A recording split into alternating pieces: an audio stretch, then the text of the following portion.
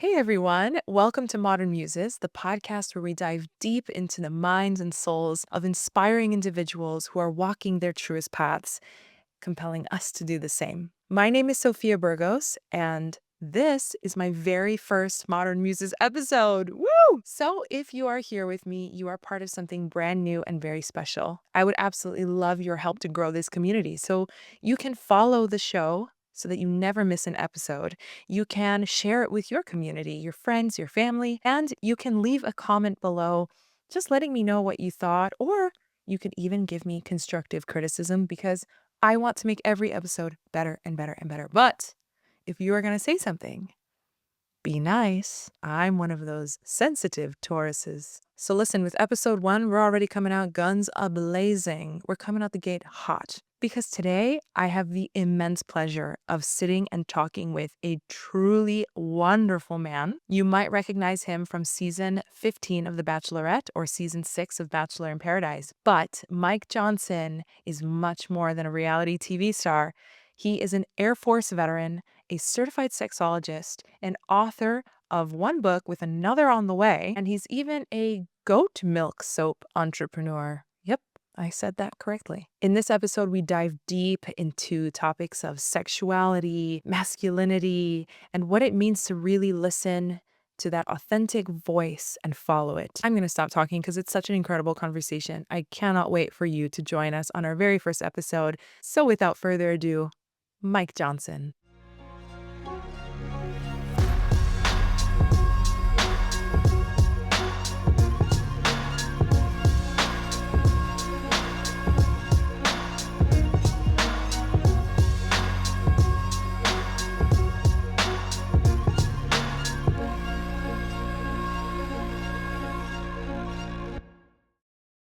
Hello, Mike. Hello, Sophia. How are you? I'm good. I'm so happy to see you. So happy, I'm really. Last time I saw you, we were in the Tulum airport eating a giant, expensive ceviche as freshly graduated tantra practitioner. Yes.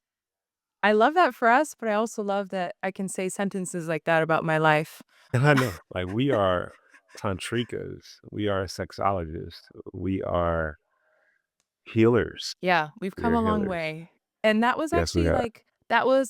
like a year and a half ago, over a year ago. Over a year ago, for sure. That was summertime. Yeah, almost. Wow, wow, a year and a half ago, almost. Yeah, so I'm curious actually, now that we've been, like a year and some out of our final exam presentations, what does tantra practice look like for you right now? Like what has integrated, what's become part of today's Mike Johnson?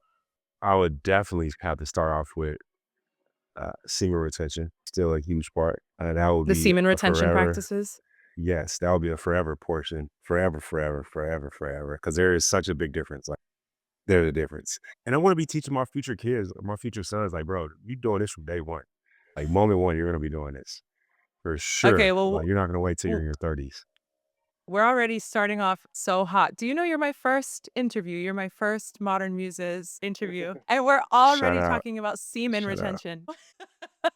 You asked the question. I'm here to give it to you. I love the honesty. So just because I'm sure most people have no idea what you're talking about, can you just give your basic, we won't get too deep into it, but your basic understanding or definition, your elevator pitch, so to speak, of what a semen retention practice is and why it's important? A semen retentive practice is great for those with and great for those without a penis. The reason for it is because oftentimes as we get older as men, what do they call it? Our retention, our refractory period, gets longer and is longer and longer. Retaining your semen, it's so much fun. You can go and go and go. So much so that you can make your partner mad because they desire to see the semen. I'll say it like that. Yeah, yeah. So we both learned this together in our practice. And essentially, what you're saying, yeah, is that it's a way to experience longer, deeper pleasure as a penis owner and not have to deal with the refractory period, ejaculating, and no longer being able to have fun. And yeah, just keep the good times rolling, essentially. You know, I forgot how you speak. The way you speak is so much more intelligent than me. I love it. I love it. That's very sweet. It's true. Yeah, it brings back memories actually. Talking about this brings back memories of us being because we were grouped together almost for every final exam presentation. Yeah, we were. Yeah, we Yeah, were. so this brings back memories of both of us scrambling, and you also at the time were very sweet and told me that you appreciated how I presented information, so I appreciate that. Yeah. When someone says something more than once and they forgot about saying it the first time, that's how you know it's genuine. Well, Seriously, thank that's you, I like the appreciate it. way to tell. That's the way to know. Yeah. You wanna hear But what have you something been doing? wild? Yeah, actually, I wanted to piggyback on what you just said about the semen retention practice because I'm partnered now, which is new information Congrats. from thank you, from when I Congrats. was doing the 2-year certification program, and can you believe this man that I met in the wild just randomly can do semen retention? Like, he knows it. Is he from France? No, he's German. I still expect it. Really? As a Why? European, yeah, for sure. As a European, for sure. No, For but sure. you can't even imagine. I meet this man. I'm already like crazy for him, super attracted to him. Things move very quickly, let's say. And I have no idea that this is a thing until we're Yeah. together in an intimate fashion. And he just randomly in the middle of it just blocked Well, my he did a physical he block. Okay, nice. he did the physical block while we were together doing things. I had no warning. He just did this out of nowhere. Can you even imagine how far down my jaw hit the floor?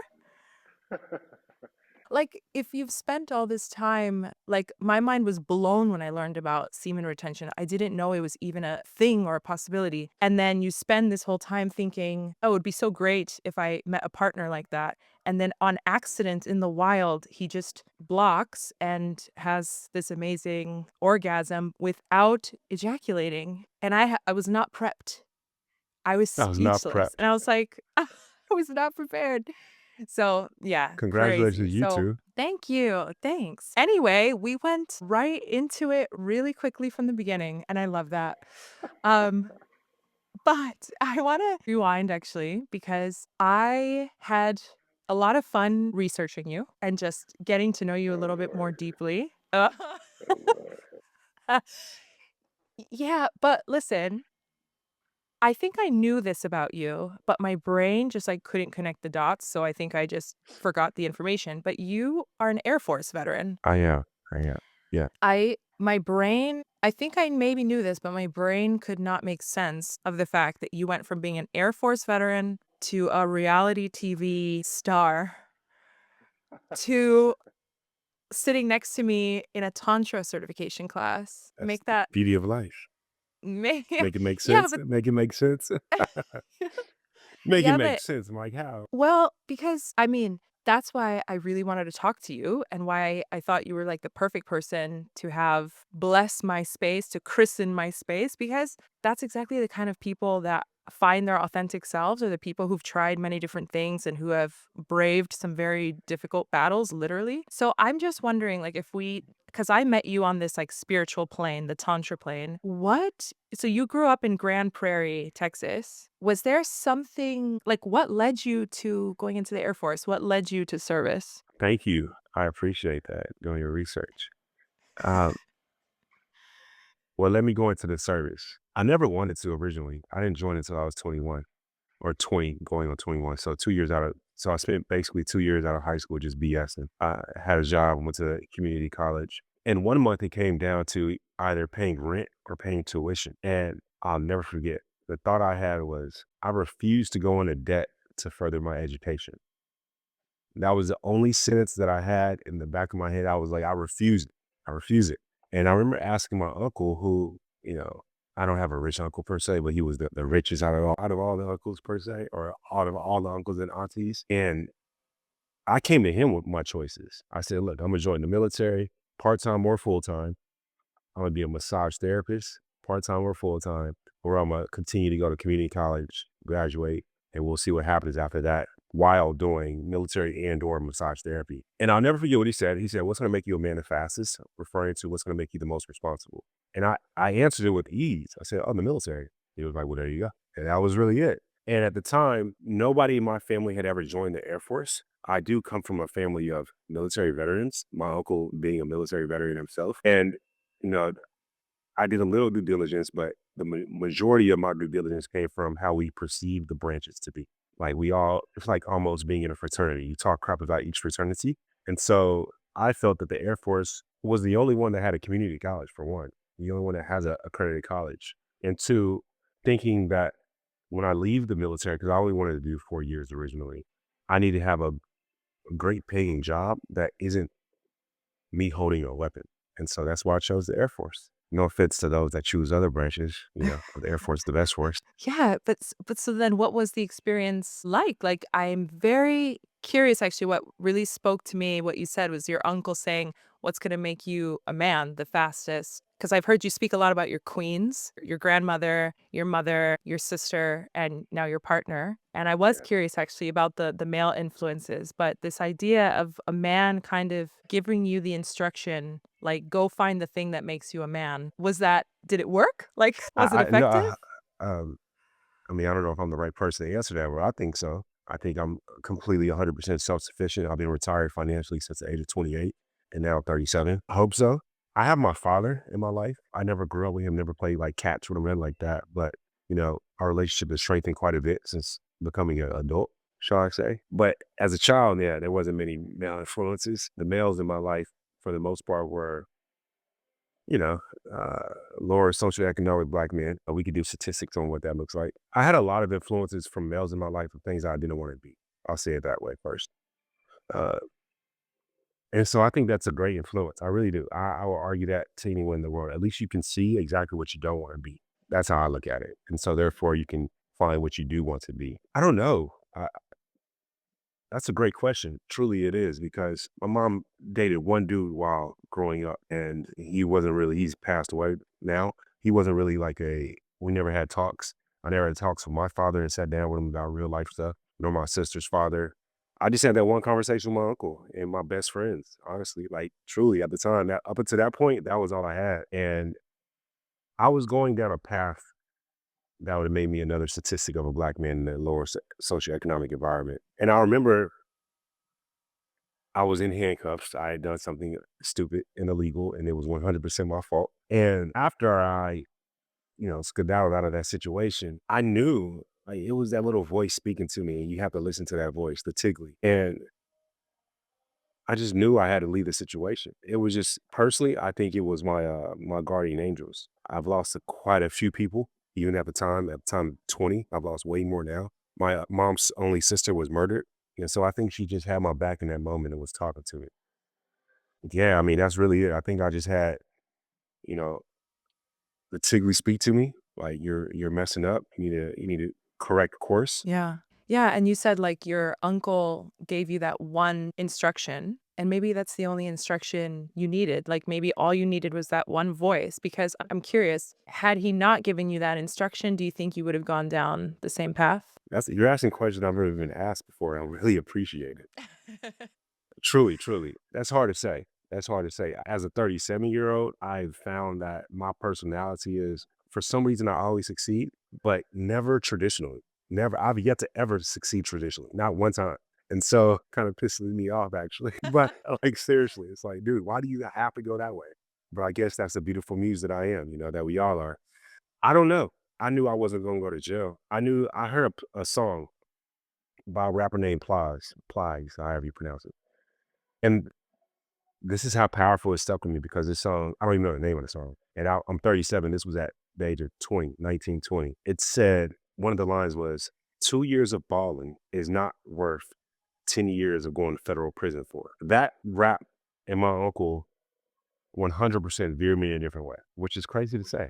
I'm curious, you call it the Tigly. By Tigly, for anyone who is like, "What the hell does that word mean?" How would you define the Tigly? Like, your inner voice, or would you describe it as something else? I'll say your inner voice. Yeah. No, inside, outside, same. So therefore, if you are clear with your inside, it makes what happens on the outside a bit easier to manage. And so therefore, you could be authentic and in alignment. I mean, there are tons of people who are not able to hear that inner voice, who don't develop a relationship with that inner voice. And it sounds like you had a very strong connection. You said, like, you knew what you did not want to be. You had examples of men and images that were definitely the road you did not want to go down. you had this uncle who really gave you one instruction that really led you in a certain direction, and you were listening to this inner voice. And I know for a lot of people, it's very hard to hear anything when they look inside. And I'm wondering if you have any idea how you connected or even can hear this inner voice. Was there anything that helped you connect with that? Yeah, Sophia, you just helped me to connect the puzzle piece for myself Yeah? by asking that question. I'm not exaggerating. So this is like not to be sad or dramatic, but after I post high school, I moved out immediately. My mom didn't speak to me for a few months because she raised me to be independent. And that's what I did. But she would speak to me for some time. Best friend to this day. We had an apartment together. I was working and I went into an episode for about over a year, an episode of dissociative disorder. That's what the doctors called me. They said I had dissociative disorder. What happened was I would just leave my job or leave my house to go to my mom's house and go to my old bedroom and just for hours say my name, say my social, say my date of birth over and over and over again in my head and or out loud. I've always been the nice kid or the good boy. I've always just that's just my innate personality, but I became a little asshole, and it was confusing to my mom because that's not me. She was like, "You need to go see your dad." And so I spent time there. He didn't know what to do. They gave me CAT scans, checked in my brain. Everything seemed to be fine and working in order. And so my doctor diagnosed me with having a dissociative disorder, and they didn't know what to do. And after all this time, maybe it would happen for 2 weeks at a time, sometimes up to 3 weeks at a time. I would snap out of it, have a month or two, and then boom, go right back into it. I snapped out of it. I don't want to say on my own, but there was no one else physically around me. I say it like that for a reason. I came to the resolution that if I'm not progressing in life, life is hard for me. I find it very scary because I feel like a loser in a way. Mhm. And that is almost the fire under my butt. And so I think that dissociative disorder state, and I've never had that ever again since that 1 year, never. And I really feel that post that dissociative disorder state, I was able to really hone in on who I am. Maybe when I say that, that doesn't mean that I know the path to get to where I want to go. It's just I know who I am, which means I know who I'm not. So yeah, And where I was think that that on the may have timeline? helped. That was right before joining the military, right before speaking to my uncle, maybe 6 to 12 months before. And do you have any sense of what triggered this dissociative I can state? say yes. I think it was culmination of me doing illegal things. I talk about it in my book. I don't want to speak on it now. I used to do some illegal things that was just stupid of me. I just wasn't a good kid. Like I was a great kid, so I was respectful to the world, but for whatever reason, I had a uncanny act of turning it on, turning it off between being an illegal citizen and being a legal citizen. And so I was doing all these illegal things. And our next door neighbor, I'm not gonna say his name, he was the biggest influence of what not to do by far for me. Like Your to this biggest day, inspiration. biggest inspiration of what not to do. And by far biggest. I was working multiple jobs. I always had 2 jobs, always. I worked my butt off. That was something that was definitely instilled in me, but I felt like I wasn't going nowhere. I feel like that's what every young person feels when they only 2 years post high school, but that's how I felt. I felt like nothing was going right for me. My homeboy at the time was making like $22 an hour. This is back in 2006. I was making like $8 an hour at Quick Trip, and no one works harder than me at the time. That's how I felt. And I was going to school, wasn't really learning anything. Yeah, I mean, just doing all those bad things really helped me to and not getting caught, not getting in trouble on a serious level. It was like you either gonna figure it out before you get caught, or you're gonna go sit down in jail and then figure it out while you're sitting down. And thank the Lord that I figured it out without having to sit down in jail, shall I Yeah. say. It's kind of crazy because what it sounds like to me when I hear you lay it out like that is like you were doing all these illegal things, these bad things. And then you had, I never think of role models as like negative role models. I've never thought of this before. I always Have think of to. like the people you look up to, but there's definitely the role models of like the people you don't want to be. And it sounds like you hit like a mental crossroad of like, no more fucking around. Like, now you're going to choose. Are you going to be this guy or that guy? 100%. And your brain just like split in half. Your ego like disappeared. You stopped having a identity. And it sounds like in that period, you had to let go of literally let go of who you are and make a choice. Am I going to do this or am I going to do that? And then it sounds like you got out of this dissociative state and you made a choice. You were like, I'm going to be a man and I'm going to be everything that those other guys are not. Yes, it gives me goosebumps thinking about it Yeah, as you say it. it's really wild because I think it's almost a blessing that you went into this state because it's almost like your brain was like, "All right, pause, stop," Yeah, seriously, that's exactly what it was. knocked you out of you didn't even know your name anymore. Yeah, Like, but it's maybe a blessing because it's like it gave you a blank slate to choose. I You were think no choice longer is pulled. everything. Yeah, and you chose. That's really wild. And, as I was learning about you and, like, kind of trying to connect the dots myself, it kind of all made sense to me because you really radiate like, you are a man of service. Like, this is very clear to me. I remember a lot of the talks we had, I don't even remember what we talked about, but I do remember that you were the kind of person who asked so many questions. Like you were ravenous for answers and you are such a good listener. Like you never, sometimes I got frustrated because I was like, Mike, I want to hear your experience. I want to hear what you're thinking, but you're just asking all these questions. You're ravenous for the answers. And then you put everything that you learn into like a book. You have the Feeling Seen newsletter where people can throw their questions and you and a group of professionals like gives honest, thoughtful answers. And then you are someone you have a social media presence and you use it to lift people up and you're a sex coach and you went into authentic tantra. Like everything you do is like it comes from being a man of service. So Thank you. although all these things seem like they're not related, it almost makes me like it's just so intense the way in which you want to serve others, Thank you. That's powerful. I don't know if I'll live up to that yet. Mike. I'm No, seriously, you I'm serious. N no, I know, but it's for me, it's just very clear, like, you want so much to lift others up, and that's why I asked these questions because I just had to know where did this deep sense of wanting to serve, where does it come from? Because not everyone has that calling. Well, the aspect of serving, I think, comes from the way I was raised with the 3 women I was raised with, my mom, my I sister, was my gonna grandma. ask. I was gonna ask about Yeah, the queens and yeah, I where the think yeah, queens play into all this. I think that's where a strong part of that comes in play. My mom, my sister, my grandma, I'm the older between my sister and I. And I mean, growing up with 3 women, being the only boy, you're not necessarily the one that's heard the most. Yeah. He's so, I had to learn I learned so much there as well. Like, I learned all the bad things that men have done, men can do, and men, for some, will do to women.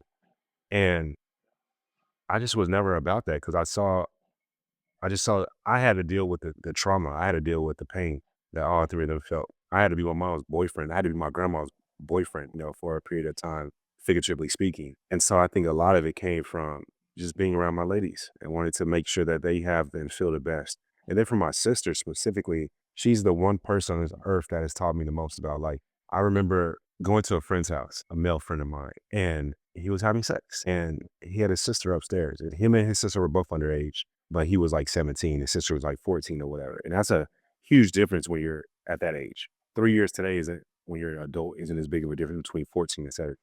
And I was so pissed off at him. I mean, I was furious and I was really furious with him. And after the next day or whatever talking, I'm like, you're a terrible model for your sister to show what Damn. a man is. And I say that as a kid, like a 17, 16-year-old. I feel like just being the guy for my ladies in my family and seeing how, I mean, he was having consensual sex, but it was still like, I just felt you just showing your sister, hey, your 14-year-old sister, this is what we do in the house, mom and dad aren't home.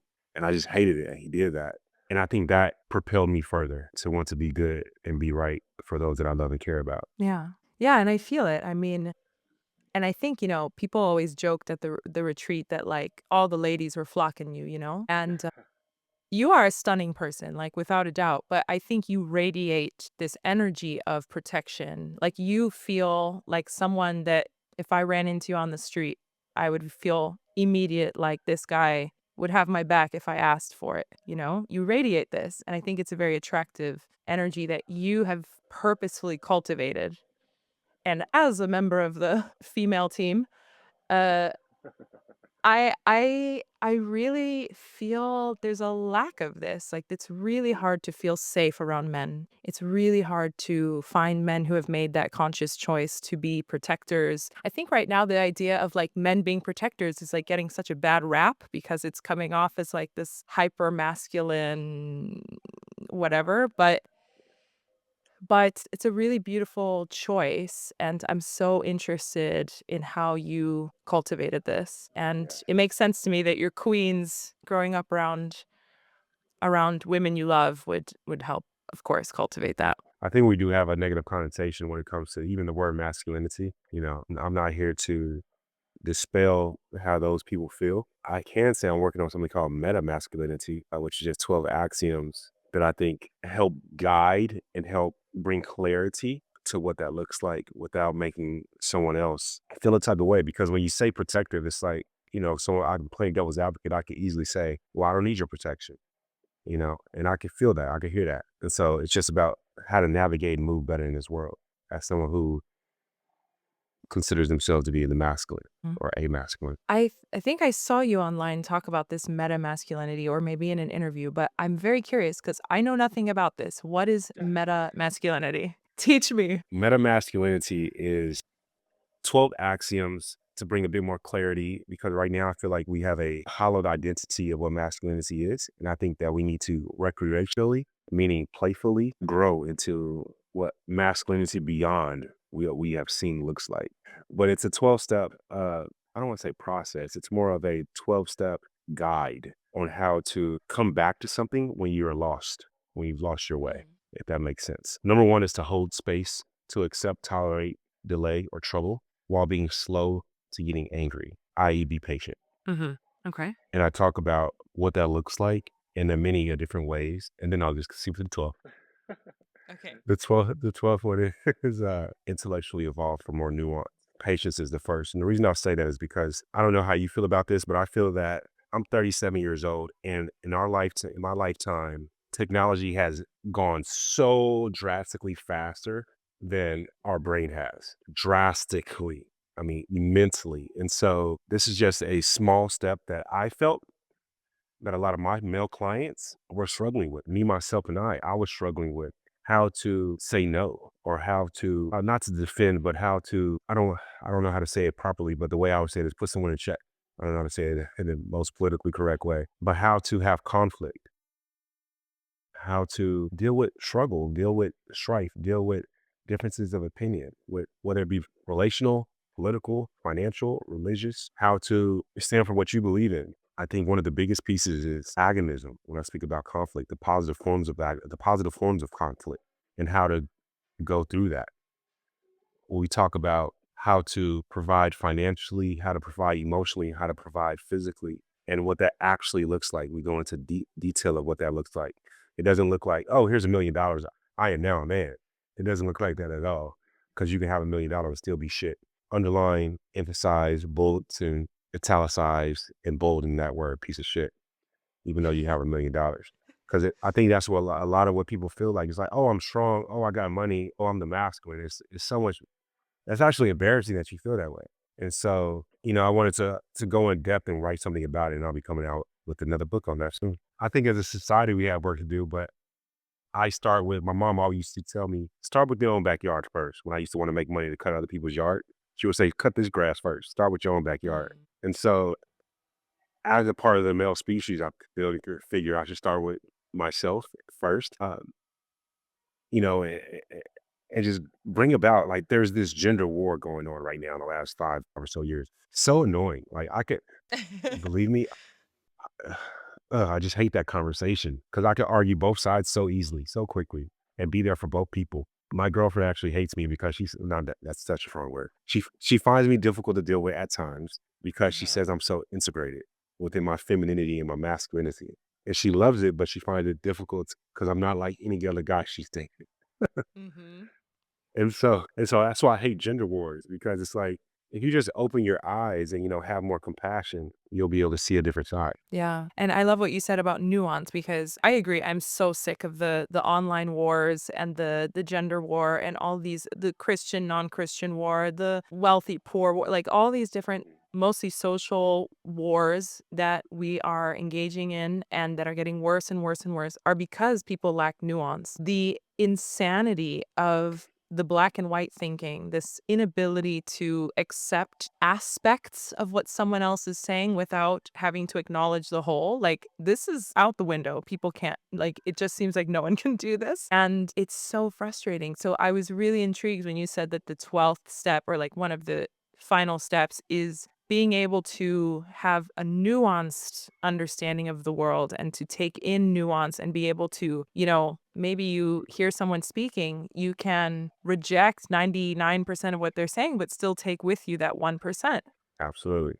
Context. It's yeah, exactly. It's Yeah. it's a Context it's a guides muscle perception. that yeah, it's a muscle I think people really struggle with, and that's actually one of the main kind of missions of this space is I want to be able to talk about things that are difficult that maybe at first glance, like listen, we started this talking about semen retention, which is wild, but I want I want people to enter spaces, hear something that maybe at first reaction, you just like push it away. You're like, no way, what the hell is this? Like, this is too much. This is against my beliefs or whatever. But then just take like a second, like just try it on. Like, you're not going to die if you at least open your heart for 5 seconds to hear what the other person is saying, or you're not going to die if you inquire further or just try to again, get context, like get a nuanced understanding of what they're talking about and why. If I can get at least one person to hear about these things and take something away from it and realize that they don't have to accept the whole, they can just accept the parts that mean something to them. That would, and I feel that you're doing this too. And I really admire it a lot. But is the 12 step, is this your making or is this a 12 step that one could find elsewhere? No, I created this. 100%. Oh, okay, amazing. Where can one investigate this 12 step? Because I'm very interested. One can be sent to email. Okay. One can be sent to email. Okay, is it something that is it something you're integrating in your, like, your private clients mostly, or Yes. where are you practicing this? Okay, with private clients. Okay. I'm gonna have to Yes. sign up and be one of your private male clients. No, I mean, it works both sides across the table. What I wanted to piggyback off of something that you said earlier, you said these social wars, you use the term social, and that's exactly what it is. These are social wars because our social dynamics are so much more, or our technological dynamics are so much more evolved, making our social so much further behind, which is just unfortunate and something that I hold compassion for. You're someone who I feel very much that you have spent a lot of time evaluating who you wanna be and how you see your past, how you see your present, how you see your future, and I wanted to gently ask a question because you did have struggles, you did have difficult things happen to you growing up, and I heard something that you said in Good Moms, Bad Choices, the podcast, and it's interesting to me that I met you in a tantric spiritual space and then learn about you that you lost your virginity very, very young. You lost it at age 11, I believe. Is that right? And you lost it to a 19-year-old young woman? And I'm curious where you are right now. Mike is the 37-year-old. How do you view this event in your life? Like, how is there something about it that still sticks with you? Like, where does that show up in your process now? I think that's a part of why I became a sexologist or a sex coach first, then a sexologist. The things that have taken place against me or my mom, sister, or grandma, and to the women and men out there in the world, I think helped me become who I am today. When things happen to me negatively this week speaking about when things negatively take place in my life, I don't think that I bury it. I don't think I How do you bury them mean? down. I think a lot of times when something traumatic happens to us, we bury it so deep that we aren't even able to access it ourselves and or have feelings associated to it. Numb, Mm. right?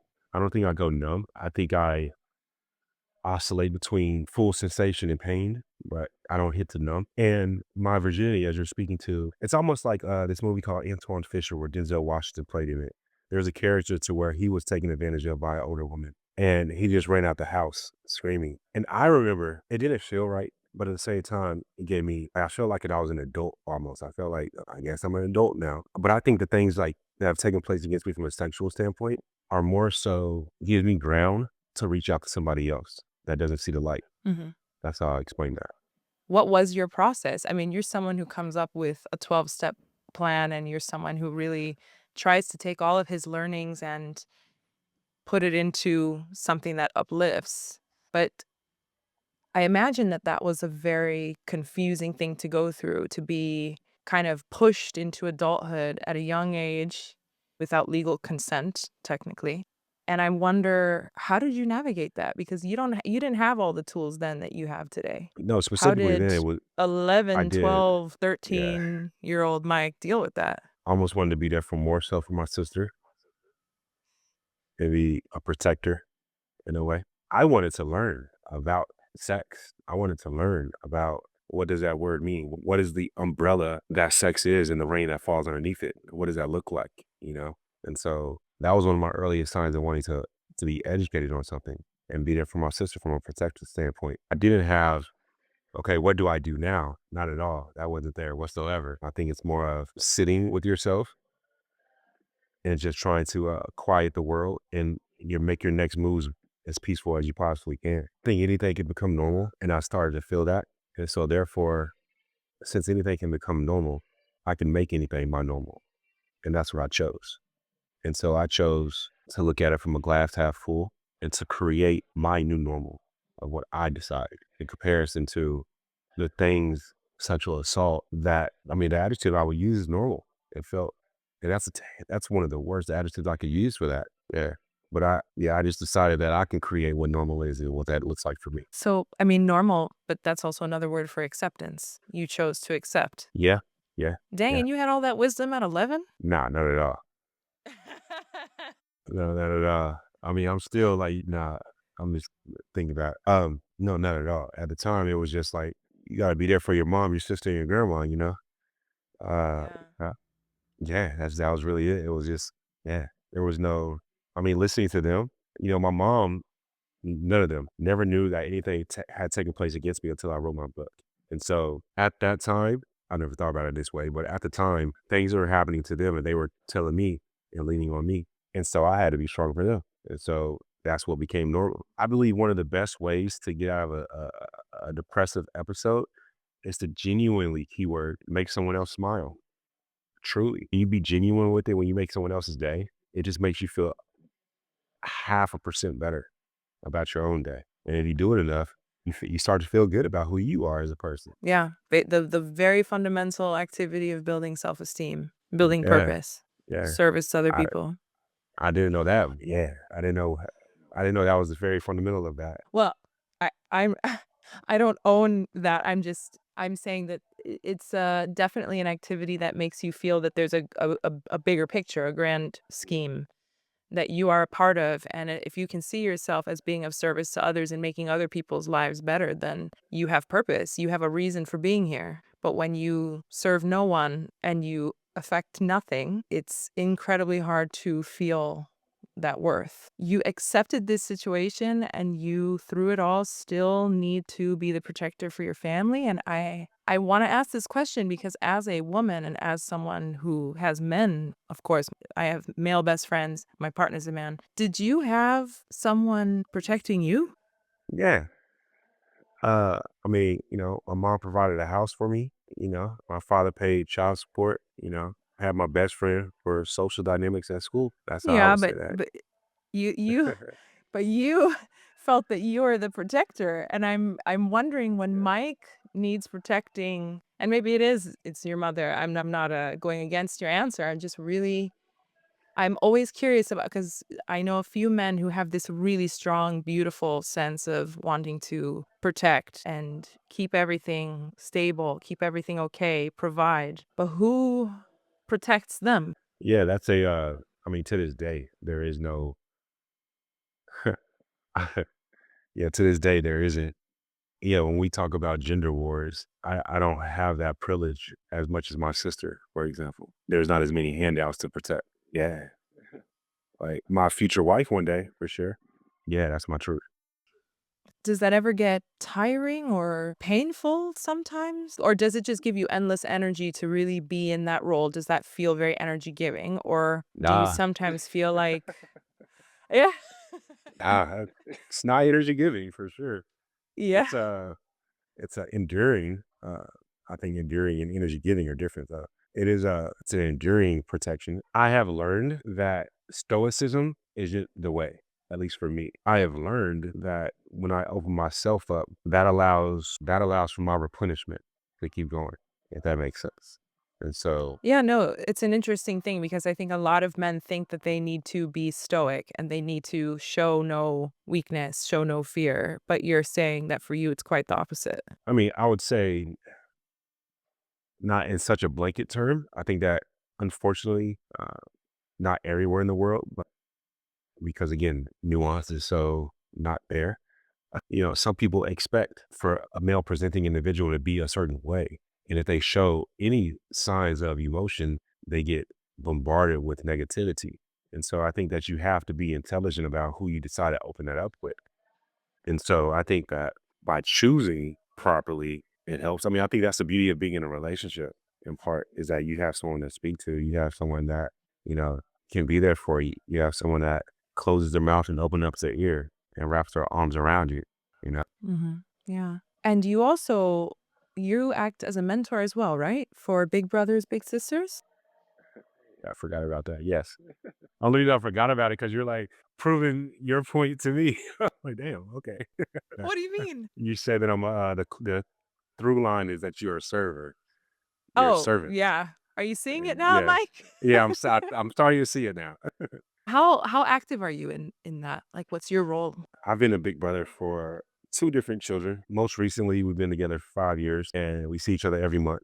We talk on the phone, text, social media way more than once a month, and help That's steer and guide beautiful. his life, I guess you would say, up until he decides on what he wants to do. Yeah, and that was my question because now you've given me a lot of juice of your journey, which I really appreciate. And I'm so curious what you feel like are the things you would pass down to these kids or your future kids about being a man and developing into the authentic version of themselves. If I had 10 things I would say, 7 or 8 of them would be for any gendered person, and only, like, 2 would be for a male, and that's just the truth, like, they would be like, the first thing that comes to my mind would be for anybody, which is whether you can't or you can, you're right. We've heard that all before, and I have 0 patience for people that don't wanna try. I have 0 patience for that. Like, I'm very much a disciplinarian in that regard, very much a disciplinarian in that regard. Like you must try. The universe listens to us. The universe listens to us. And I've known that for quite some time via the authentic tantra practice. And since then, you would say my third eye has become so much more clear. And I mean, I will argue that to the day I die. Like, if you're going to be a negative person, the majority of what you receive will be negative. I don't care if you become a billionaire and have the finest partner in the world and have the most beautiful kids, you yourself will feel alone. And so you have to find the positive in things. That's the first one I would say. Now that doesn't go to say, and because some things have happened to me that I've lost 3 friends of suicides. Like I ain't saying you gonna be happy 24/7. I'm simply saying throughout life have a majority positive view on life because there's this story that I just heard. It's called the twins inside the womb, and they're having a conversation around, hey, do you believe in life after birth? And it's so fascinating. It's such a thought I've never had before. Because as humans, we talk about, do you believe in life after death? But this twin story in the womb, they talk about, do you believe in life after birth? And it goes on to talk about the positive one is like, well, mom, we get to meet mom one day. And the negative one is like, mom isn't real. If she was real, she would be here with us right now. And it just goes on like that forever. And it's so beautiful. It's like such a mind fuck of how it helps you to think. That's why intellectually evolved for more nuance allows us to live a more fulfilled life, I feel. Because Mhm. context guides perception. And so therefore, with perception, you can make a better choice. Without context, you can't make a good choice. Without a positive outlook, you're only going to make a negative choice. And so Yeah. that would be the first thing I would tell anybody. I mean, more than half of my net worth has been lost to the government from IRS or stolen in some way. And so I'm still very positive every single day. Yeah, I mean, so much has happened to me, but so much greatness has happened to me as well. Yeah.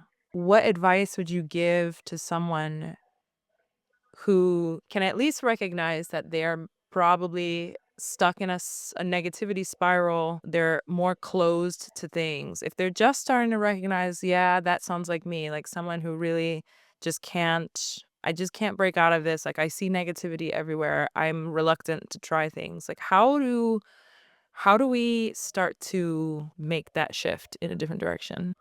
Intent, extremely intent, or a better word, deliberate with the four pillars, something that you already have, you know. I would really say that. But I would just add the word deliberate.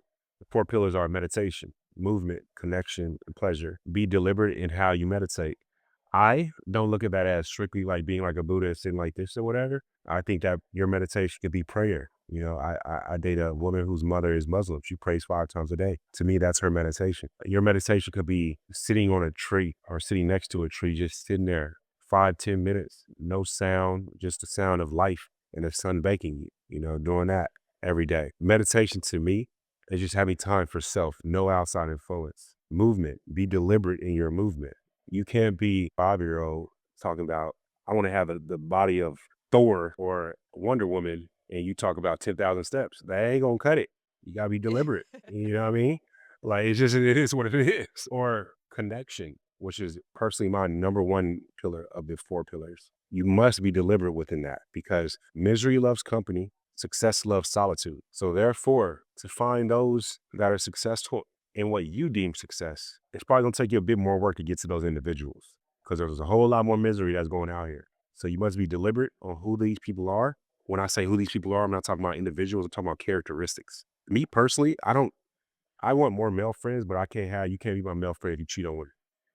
Like it is what it is, right? I'm very deliberate with that. I just don't want that. I don't want that around me. It is what it is, you know? And so therefore I think that that's a part of why success loves solitude because these they cheat. You know what I mean? And then the last one, pleasure. You know, emotional pleasures, spiritual pleasures, physical pleasures, sexual pleasures, you know. If it's having a cat or a dog, I think that if you do 1 out of 4, you're gonna fail. If you do 2 out of 4, you're gonna fail. If you do 3 out of 4, you'll be okay. You do 4 out of 4, you're gonna be golden. I really feel that. I you could look like Wonder Woman or Thor, but if you're not connecting with other people, you're gonna look like Thor when he got fat, you know? And I'm not talking about fat people, of course. But like he wasn't deriving any more pleasure. Only reason I'm bringing this up because my girlfriend and I are watching Marvel in chronological order, so that's like super on It's my on the mind right now. mind. Yeah, but like seriously, just be deliberate within those four pillars, and I promise you, life will find a way better. Yeah, because basically what you're talking about is we know that we need to feed our body foods that are healthy, that give us energy, and the second you start eating a bunch of crap, you feel like Yeah, crap. And that yeah. can become normal after a while. Eating all that crap and feeling shit becomes normal. But if you acknowledge that, like, eating healthy food is going to eventually change your whole life, it's going to actually make you feel more energy, it's going to make you feel better. But there's other things within you, and I think that's what you're speaking to. There's other aspects of yourself that need to be fed, and they're not fed with food. Like, you need to feed your mind, you have to feed your soul, you have to feed your physical sensorial body, you have to feed your connections with other people. And that's basically what you're speaking to is meditation or activities, any activities that feed the body, the mind, the soul, and your connection with others. This is going to really change your relationship with everyone and everything around you. 100%. I think that everyone should Google the Tomorrow Man quote and just read it for themselves. Drake famously quoted YOLO. You know, it's great, but also that song came out in what, like '09, 2010. I'm still here. You're still here. So you gotta look out for the Tomorrow Man as well. Yeah. And what tip would you offer on being able to observe more nuance? How do we do that? How do we get out of this like black and white thinking, this reactionary, I'm all the way on the left, I'm all the way on the right kind of attitude? To realize that our world is oftentimes run by algorithms, especially when you live in a digital world. And so therefore these algorithms are programmed to share with you what you already like and give you more of what you already are pursuing. So therefore work backwards. And simply, for example, Trump, Lord Jesus. That's a world of entertainment, shall I say. So I might watch Fox and I'll watch NBC, you know. That's a very deliberate, clear, tactical example of what I would do. Yeah, I think that's that fair. Just like Yeah. exploring all the sides, just choosing intentionally to explore all sides. Yeah. I think that you can learn from someone younger than you, you can learn from someone your age and someone older than you, and to be delivered on their position and where you want to go and how they've been in your position. And I personally, you said you never look at it this way. I think we can learn I think we can almost learn more from people who are not what we want to be than people that we want to be like. Ooh. Because think about it. If this is a numbers game, there's way more people that we don't want to be like. So therefore, learn from all of those people. That's probably why my life has been like this. But like when you learn from those that, well, at least for me, because I never grew up in a situation to where I had nepotism or I just had nothing. I grew up with a silver spoon in my mouth because I was born in America, quoting Warren Buffett.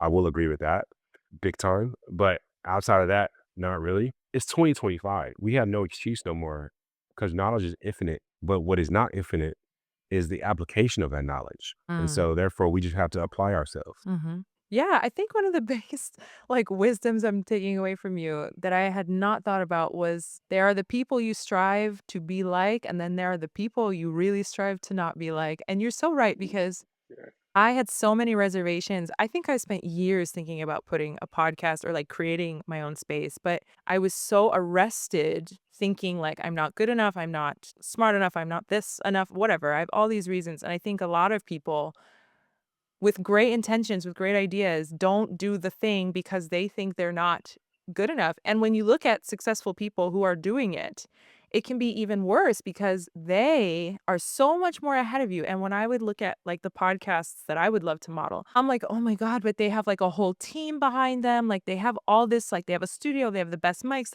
That was really intimidating for me to move Very forward. intimidating.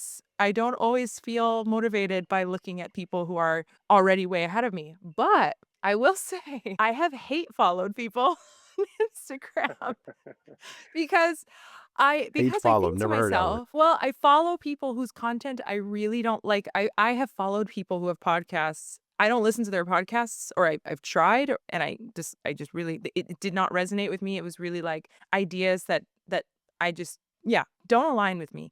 But I follow them on Instagram because and I'm realizing from you saying this that I do this because it reminds me that there are people out there without the inhibitions that I have. Like there are people out there doing things that I don't believe in. They're doing it in a way that I think is personally not giving the world really the best. Anyway, the point is I follow them because I want a reminder that that's not what I want to do. And I'm motivated by the fact that I think, you know what? She's doing that or he's doing that. I want to do something better than that. I don't believe in that. And that somehow does motivate me. So you've got something there, Mike. There you go. Awesome. I love that. I love that. I know there's a temptation to only look forward and like, oh, well, I'm not quite there yet. But I think you're massively inspiring. That's why I wanted to speak to you today. So, I really appreciate that. La mismo. and I appreciate all your wisdoms. You've given me so much. I'm really love talking to you. But I do have a question before we wrap things up. And that is, where the hell does soap come into all this? Yeah. I'm glad you brought that up. Have you heard the term ikigai? Ikigai. Oh, wait, I think I know what that is, but so that I don't embarrass myself, why don't you tell me what it is? It translates into a reason for being. Uh, it's it encompasses four areas of what you love, what you could be paid for, what the world needs, and Ah, what you're good at.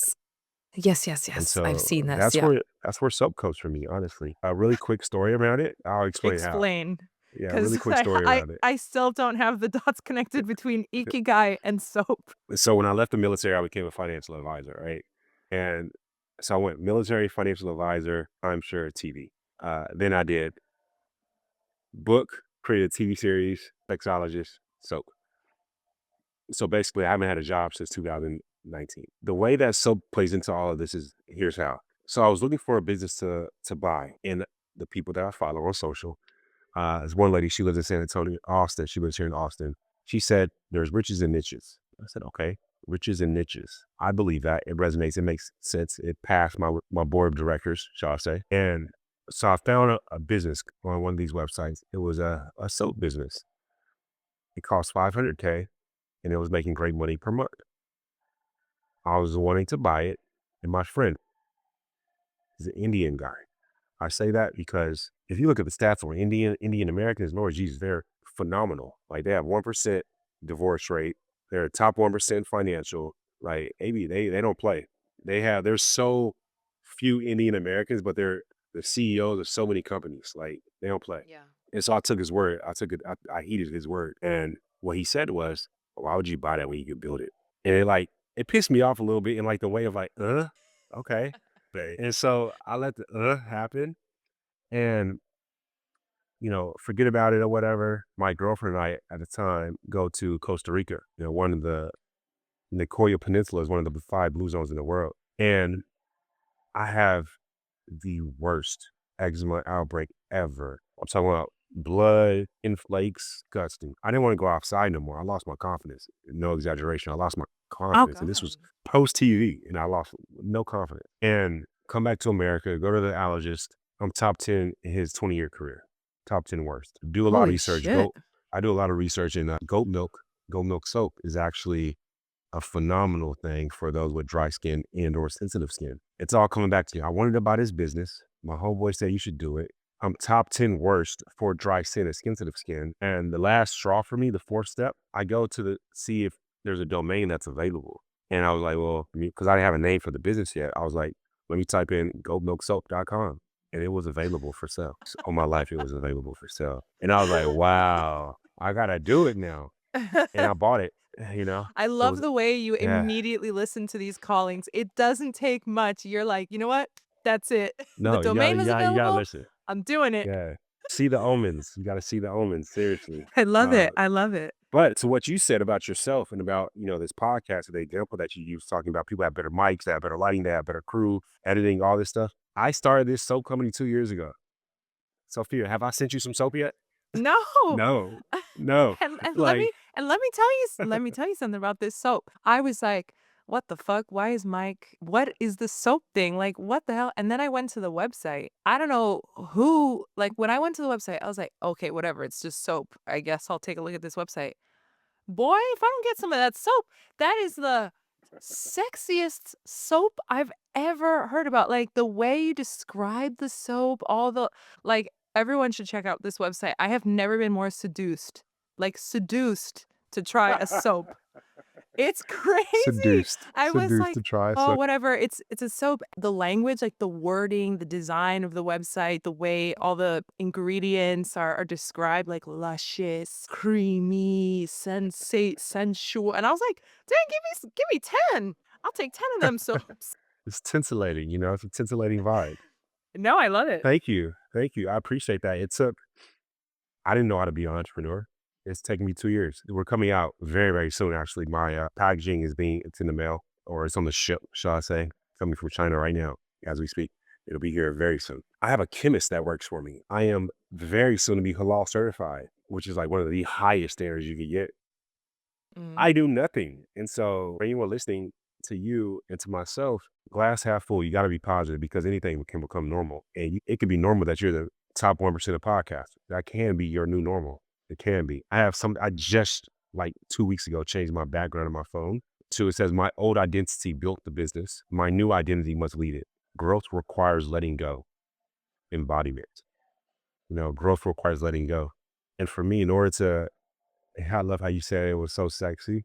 In order for me to lead this business to where it must go, I must embody everything that I talk about. Because first we gather attention and then we see if there is authenticity. If we have attention plus authenticity, we have alignment to who I am and to who my business is. And so it's taken me 2 years to write what you see, being quite honest, that website, what you see is not even the newest website yet. We will be working for version 2. I may not be able to handle a new website Nah, because that one nah, you can handle already it. got me.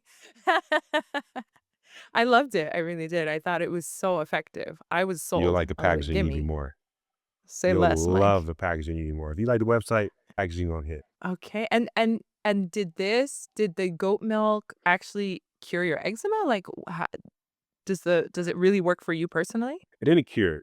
I'll be lying, I never wanna lie to you. What it has done though, it's helped my dry skin. I feel that you could definitely feel a difference in the moisture in my skin, but it's unscented, so it's not for everybody. I know a lot of people love scented soaps. Mm. Well, this is for some people with sensitive skin. So Yeah. No, it sounds amazing. I would love to try it. I'm into unscented. I'm into the effective stuff. If it's gonna make the skin better. but it's definitely effective. I got you. There's three things that this business follows. Effective, number one, luxurious, number two, and ethical, number three. Amen. He said, amen. There we go. Effective, luxurious, and ethical I in love all the it. ways. Much like yourself. I appreciate that. Mike, if people really vibe with you and they want to connect with you, work with you, where how do we hang with you? GoMilkSoap.com. No, I'm playing. People should check it out. It's a good website. Mike_Johnson is my IG, or bbbs.org. That's Big Brother's website. And are you currently taking more like clients, sex coaching, tantra coaching, this kind of thing? I'm not at the moment. Okay. We're about to launch here pretty soon with my Okay. soap company, Oshun. And so I'll be doing that. Okay. Well, Mike, thank you so much for being my first muse on Modern Muses. It was Thank you so much. you really embody so much of the kind of diversity and nuance and cross, you're so, you have your hands and your identity in so many different things. And that's exactly the kind of people I look up to and admire. So thank you for being you, and thank you for being in my life and christening my podcast. Really, it's such a pleasure and such an honor. So thank you so much. Thank you so much for having me on and being a part. And there you have it, everyone. Our first episode of Modern Muses. If you made it this far, you are an absolute real one. Don't forget to comment, subscribe, follow, share, all that jazz. And check out the show notes. I'm going to leave all of the updated information on Mike Johnson in case you'd like to follow his journey. And tune in next week. Take a deep breath, light your incense, because we are going to cover one of my favorite topics, meditation.